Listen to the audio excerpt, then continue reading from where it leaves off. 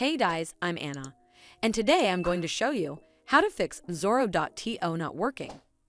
So first of all, you need to open up this web page on your web browser and check its server status.